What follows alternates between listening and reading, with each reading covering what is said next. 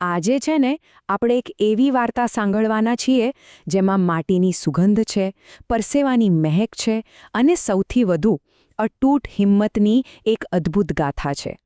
જુઓ, આ જે વાક્ય છે ને એ ખાલી શબ્દો નથી. આ તો એક ખેડૂતના જીવનનું આખું સત્ય છે. એમ કહી શકાય કે આ આપણી વાર્તાનો આત્મા છે અને આપણે બધા સાથે મળીને એને અનુભવવાના છીએ. તો તૈયાર છો? ચાલો વાર્તાના પહેલા અધ્યાયની શરૂઆત કરીએ. અહીં આપણે મળીશું આપણા નાયકને અને જોઈશું એમની દુનિયા, જે ભલે સાવ સાદી હોય પણ આશાઓથી છલોછલ ભરેલી છે. કલ્પના કરો, ગામના છેક છેવાડે એક નાનું કાચું ઘર. બસ આ જ છે રામુભાઈની દુનિયા. અને તમને ખબર છે, અહીંની આ સાદગીમાં જ એમની હિંમતની આખી વાર્તાના બીજ રોપાયેલા છે. તો એમની પાસે હતું શું? બસ જમીનનો એક નાનકડો ટુકડો અને એક ઘરડો બળદ.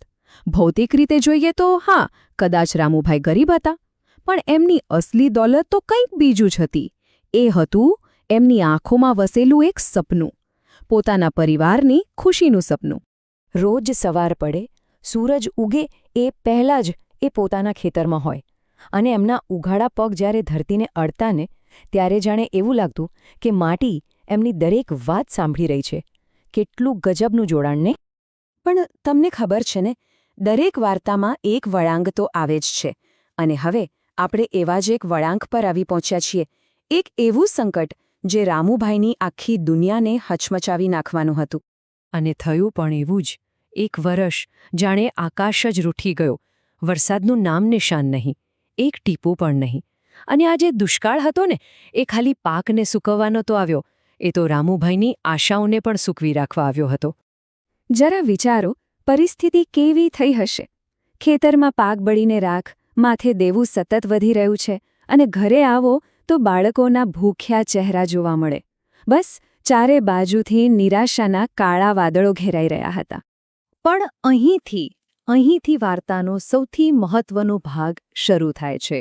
આ એક ક્ષણ છે જ્યાં ઘોર નિરાશાની સામે એક અડગ નિશ્ચય ઊભો રહેવાનો હતો. એક રાતે ઘરની શાંતિને તોડતો એક ધીમો અવાજ આવ્યો, એમની પત્નીનો.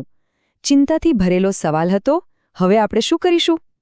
આ એક સવાલમાં આખા પરિવારની પીડા સમાયેલી હતી. અને એ સવાલના જવાબમાં રામુભાઈએ બસ પોતાની માટી તરફ જોયું. અને જે કહ્યું ને, એ ખાલી શબ્દો નહોતા, એ એક શપથ હતી, એક સંકલ્પ હતો. જ્યાં સુધી આ માટી મારી છે, ત્યાં સુધી હું હાર નહીં માનું. આ હતી હિંમતની ગર્જના. અને હા, આ ખાલી બોલવા ખાતર નહોતું કહ્યું.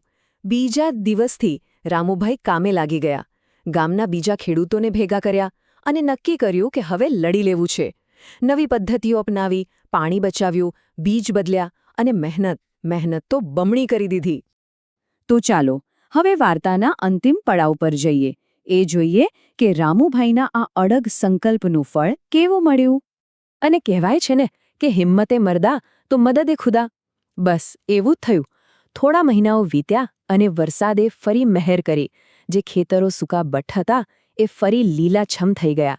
આ જીત હતી રામુભાઈની હિંમતની જીત. ફરક જુઓ, પહેલાં શું હતું? બળીને રાખ થયેલો પાક અને માથે દેવાનો બોજ. અને હવે ખેતરોમાં પાક લહેરાઈ રહ્યો હતો અને દેવામાંથી મુક્તિ મળી હતી. આ જે બદલાવ છે ને, એ જ તો રામુભાઈની આખી સફરનો સાર છે. અને એક ક્ષણ જ્યારે રામુભાઈ પાક વેચવા બજારમાં ગયા, ત્યારે એમની આંખોમાં આંસુ હતા. પણ આ આંસુ દુઃખના નહોતા. ના, આ તો ખુશીના આંસુ હતા, સંતોષના હતા અને પોતાની મહેનત પરના અતૂટ વિશ્વાસના હતા.